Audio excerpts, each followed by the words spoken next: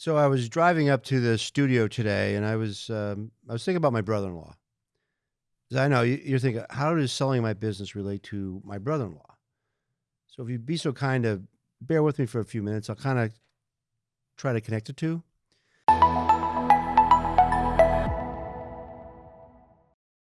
So for years, my brother-in-law worked for this really large insurance company, and every year, typically around the holidays, he would give us this big old Rand McNally roadmap. I mean, the thing was like 2 feet high, 18 inches wide, all 50 states, District of Columbia. And, you open it up and you'd have this very intricate, detailed map, right? Federal highway system, the state highway system, secondary roads, sometimes local. And that was, kind of what we used to use to, plan our trips, whether it's vacation or a meeting with a business associate. So you'd sit down, you open up this map, and you kind of write out your directions, how you're going to get there, and you know, hopefully you ended up where you were supposed to be. Now, I don't know about you, but for me, more times I want to admit, I ended up pulling into a convenience store or gas station and going to a payphone. Right, so there I am with the payphone stuck underneath my chin, traffic going by, and I'm trying to write down. I'm calling this business meeting, say, "Hey, I'm kind of close, but not exactly there. I'm at the corner of so and so. Can you kind of help me? Kind of like navigate me the rest of the way?"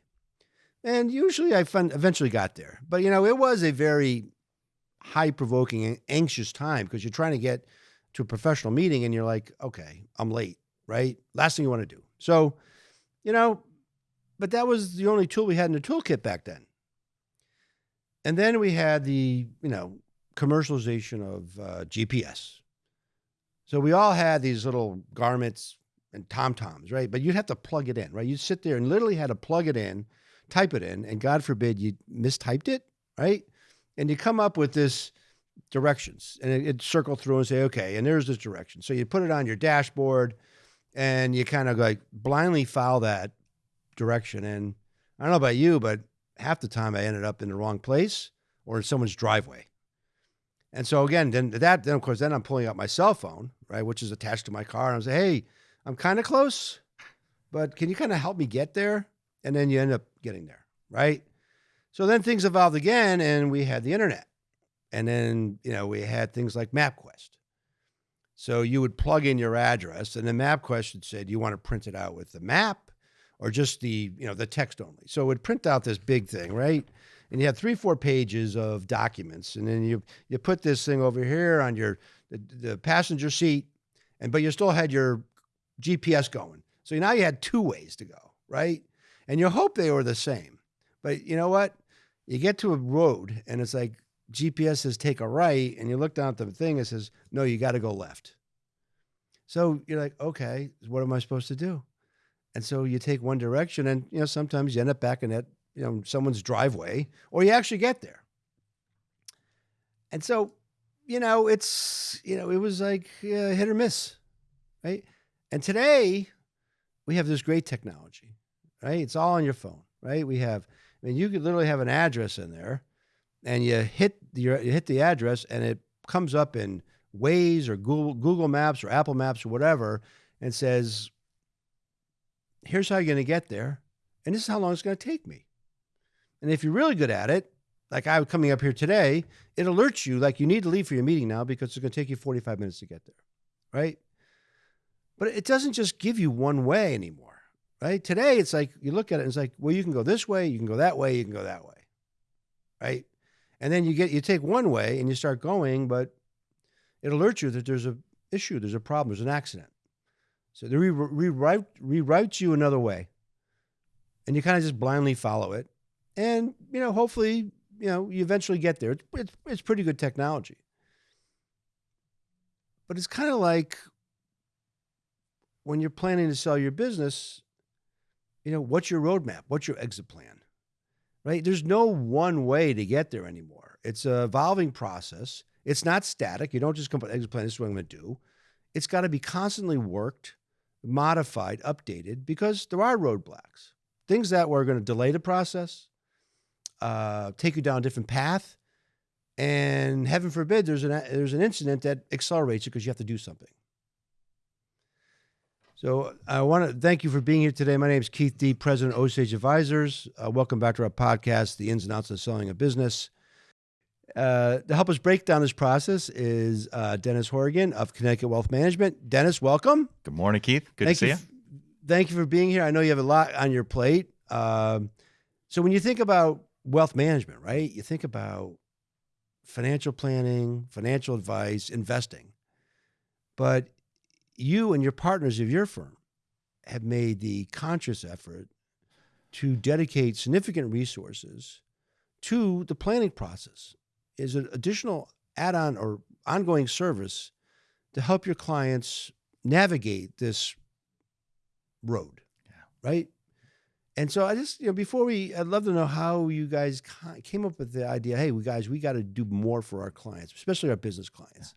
How did that all evolve for you guys? Yeah, well, first of all, what a great metaphor, the map. And it's shocking to me that we used to drive around in the 80s and 90s with a map. How did we not get into accidents all the time? It's stunning that we actually survived that. We're here to talk about it, Yeah, right? It's crazy. Well, again, thanks for having me here. I appreciate it.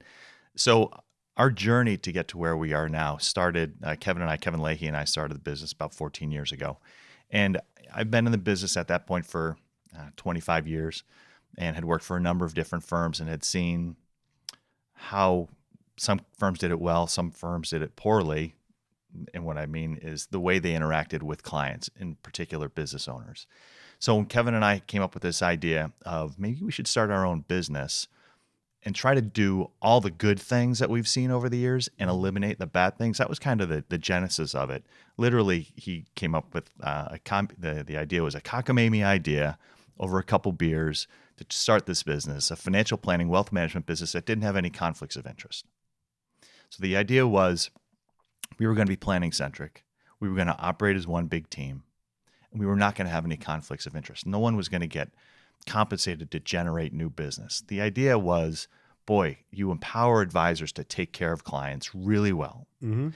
And the clients will really enjoy that experience because they know that the advisor is not trying to sell them anything. So that idea was kind of the genesis of the business. Lo and behold, we started attracting a lot of business owners. Why? Well, business owners have such complicated lives, right? I mean, business owners, right? They're every night they're thinking about their work-life balance. How do they get their work-life balance straight? How do they take care of their leadership team? How do they transition to the next generation? How do they manage their own personal finances, their retirement goals, their tax liability, their estate plan, their insurance plan? All these things are swirling around in their head. They're very smart people, but that can be overwhelming. And so we were really well positioned to step in to help those business owners to get all that stuff straight so they could sleep at night, so they could actually enjoy the fruits of their labor. Small businesses are the heartbeat of America. I mean, they are most business, new job creation comes out of small and mid-sized businesses. So we felt an obligation to help these business owners. We constructed the firm in a way that really, really takes good care of them. And now here we are 14 years later. We continue to invest in our team to get certified, experienced, licensed to take care of these business owner clients and help them move the business to perhaps the next generation or to an outside buyer. That's a great story. And I know Kevin as well. You guys are, really dedicated, really, client-centric. It's all about what's best for our clients, right? And being transparent with them, getting there. So exit planning is like one of your core competencies now, right? It's something that you guys is a service provided to your business owner clients. Not a lot of firms that I'm aware of that in your industry, so to speak, really focus on it. They say, yeah, we do some exit planning, but it is a whole, model unto itself, right? It's almost like you need dedicated people focus specifically on exiting. Mm-hmm.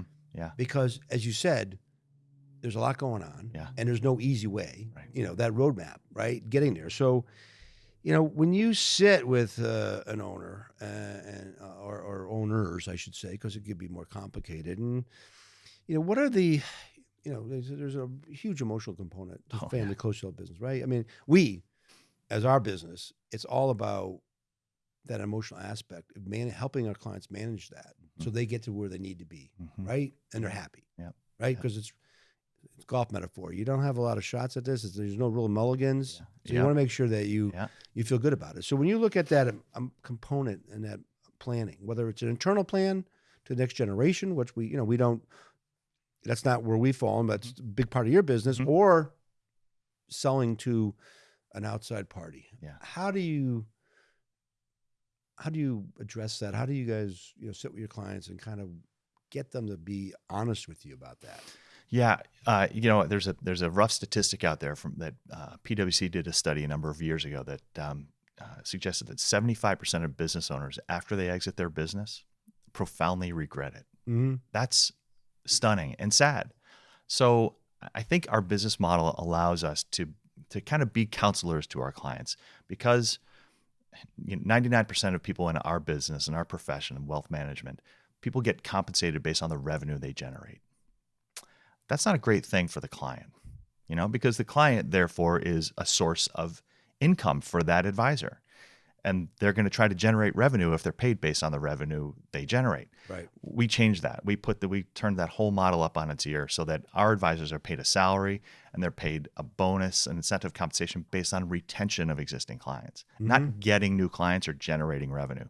So they can really spend the time that's necessary to make sure the clients are happy.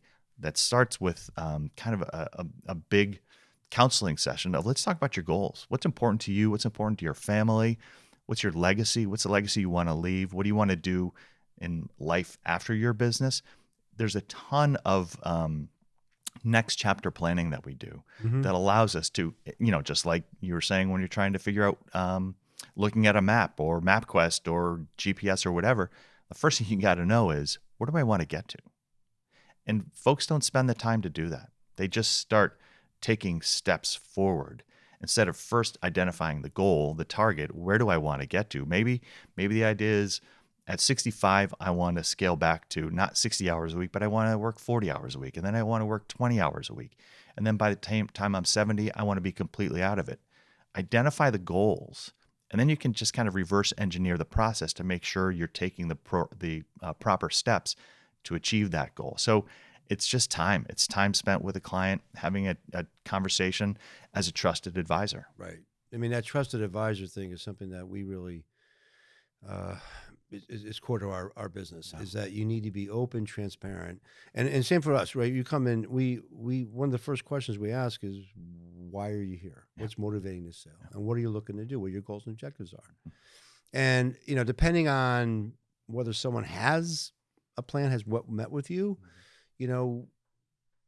really kind of helps us work through the right process to find the right kind of buyer that's the right kind of fit. Yeah. But there are a lot of clients, as you know, that don't plan. Yeah. Right. And they're at a critical point where it's either age related, or there's been an episode with a spouse or a child, or, by the way, Dad, I really don't want to be in this business. Yep. And like, oh, what? Yep. Right. All Or the time. you have a partner. Yeah.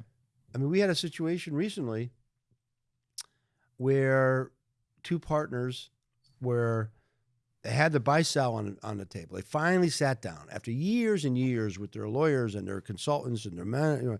Hey, let's get this together, right? We need to make sure that we're protecting each other and each other's family. So they get the buy sell on the table, and this is kind of a tragic situation. What happens? The guy goes out. One of the partners goes out the weekend. He got hit by a drunk driver and gets killed, right? Yeah. And it's now it's a fire. It's a situation. The stress level for the remaining partner is intense. So what am I going to do? I mean, I got to take care of my partner's business. And the fact is that they waited so long to do this that they finally got to the realization point. But yeah, what a shame. They spend years working on this business, maybe generations working on this business and working in the business, and a drunk driver sends that whole thing into turmoil. If there had been some proper planning ahead of time, you couldn't avoid the drunk driver, but at least you maybe could have avoided the turmoil after that tragedy, and maybe you could protect the business and have it go to the right people in the right manner at the right price. That's right. So, and I think you brought up earlier is, I think one of the big hesitations that owners come to that realization about, okay, it's time to let go, is like, what's next? Mhm. Yeah. You know, and seeing some kind of visibility out there. Okay, you know, as you said, right? And I talk to owners all the time. It's like when you're selling your business, doesn't mean necessarily that you need to leave your business. Yep. The buyer wants you there, Mhm. right? And it's a transition period, Yep. and you do it on your terms. Yeah. And that could be, like you said, you know, I'm going to focus on certain aspects of the business. I'm going to travel with my spouse. I'm going to do whatever I want to do, but I'm available. But I'm not here 60 hours a week. Now I'm here maybe 30 hours a week. Or, as you know, a lot of our clients live in Florida, Yep. and they're down there 6-7 months a year, and they come back when they need to come back, and it works. Yeah. So it's like 75% of buyers are not happy when they leave, and a lot of them, my intuition tells me, they're not happy because they didn't leave on their terms. You're right. Yeah, Right? it's more emotional and psychological than financial. Yeah. And we always say to our clients, I just had a conversation with a client yesterday. He's like, you want to find the right buyer that's not going to change your lifestyle. If they're going to insist you do certain things, they're not the right buyer. Right. You're not going to be happy. Yeah. Right? So Yeah. you got to jill that a lot. Yeah. Yeah. You know, it's almost like, you know, it's a lot of psychology and A lot. just listening and A lot. trying to find a solution. How do you guys approach that piece of Oh it? gosh. I mean, we love that. We love that conversation. You know, what you were just describing, someone leaves a business. It's not a light switch on off for most people. We suggest that it's not an on off switch. It's a dimmer switch so that you can continue to find purpose in your life, because you've been defined as this business owner, the CEO of XYZ Manufacturing, to suddenly just be Joe or just be Susan and not be the owner of this business. That can be crushing to people. It can really, I mean, there's a high incidence of depression when people just walk away from a business. So for us, it's like therapy. It's counseling when we sit down with the business owner and their spouse, because the spouse, oftentimes all of a sudden, you know, Susie's been running the business for 20 years and now Susie's going to be home every day, all week. And they've never spent that much time together. So they both have to come to the table and kind of set rules of engagement. What are we actually going to do? On Friday, I'm CEO. Monday morning, I'm just Susie. I'm going to play golf when I retire. Okay, so you got a tea time at 8:30 on Monday, and you play 18 holes, and then it's lunch, and you go have lunch, and then you're going to play another 18 in the afternoon. Right. And Tuesday morning, you're going to play 36 on Tuesday. And on Wednesday, there's got to be something else. So let's map it out. Let's discuss, what are we actually going to do? Are we going to travel? How often are we going to travel? How much money are we going to commit to traveling? Am I going to stay in the business? How much money do I need to get paid from that business when I'm working part-time? It's a ton of conversation. And for us, this is the critical point. Those conversations don't generate revenue, which is why other advisors aren't having the conversation. Right. For us, it doesn't matter. We're just trying to help the client out to make sure the client has a happy exit when they actually do leave their business. So we spend a ton of time in those conversations trying to make sure they can plan for what the eventual exit looks like. Yeah, you know, and also when you say the exit plan, it's like, okay, you put a plan in, right? And so you hire an advisor like us, and you go, it doesn't happen overnight. Oh no. Right? And it could take up to a year. Yep. Mm-hmm. So if you're 64, you know, maybe you'll sell another year, and then you need to stay on for a transition period. Yeah. And that period could be 1 or 2 years, depending on how you set your business up. I mean, you know, there's a lot that goes into it. Yeah. So we have clients coming to us now, and, you know, I call it like the back half of the baby boomers, right? It's that last, you know,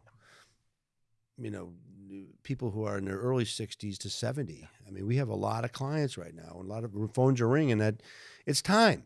I need to do something, but they don't really have a plan. Yeah. Or haven't really set out with an exit plan. They really thought through it. So, you know, we end up spending a lot of time in nurturing their concerns about how this is going to look once you sell. Yeah, the Exit Planning Institute just came out with their business owner readiness survey. I think it was yesterday, or the day before, and not surprising to you and I, maybe surprising to the general public. 75% of current business owners want to exit their business in the next 10 years. Yeah, 50% want to leave in the next 5. So if they aren't already working on it, they're probably not going to be perfectly prepared for that exit in the next 5 years. So it takes a bunch of time to get your financials in good shape, right? You help a ton with that. What you all do preparing a business owner for sale is super valuable. It's to make sure that when you are ready to pull the trigger and you've found a good partner to transition the business to, everything is in good order. And that can take years. Yeah, it's really it's at the core of our business is making sure that we tell their story, and we put together a very big, comprehensive a book, memorandum on the business, and we talk about the transition goals and right. So our first paragraph is like, what are the transition goals and objectives of our client? So the buyer knows, hey, I want to work for a couple of years and then leave, right? Or I'm like to maybe on the younger side and say, look, I've seen my competition sell out, but I want to stay in it, but I need some capital. So I want to roll some equity. I want to partner with somebody to grow it to the next level, and then I want to transition out. That whole thing. And then we do a Q&A session, right? And we have a whole section and a beginning of our questions that we have buyers, we have called ownership, transition goals, and objectives, right? And we get tons of questions from the buyers about, not only, not the transactional shape, right? What does Dennis's day-to-day look like, right? Does Dennis want to stay in? Does he, does he want to own equity? Does he want to do this? Do you want to do that? All that kind of stuff, and it's like a roadmap. Sometimes when, you don't know what you don't know. So when you go to market, depending on your age, the path changes. Yeah, sure does. It does, because he's like, that sounds like fun. Yeah. I'm not chained to my desk. I'm going to focus on sales and strategy, but I can be doing it anywhere. We have a client who sold his company. They brought him back on for sales, and he's literally down in his pool down in Fort Lauderdale or wherever it was, and he's making phone calls and talking to the customers. Not but too bad. They're happy with it. Yep. Yeah. Versus the buyer that comes in, so you need to be in the office in 30 below weather in Connecticut or wherever, doing calls from this office. Or we're buying the business, you're done, you're out, and you have no relationship with the business, right? There are shades. There are shades of the involvement that you want to have and that they want to have you involved in the business. And it's it takes a lot of asking questions, having conversations to try to make sure they have the best outcome possible. Yeah, it's like we said earlier, there's multiple ways, multiple routes to get there.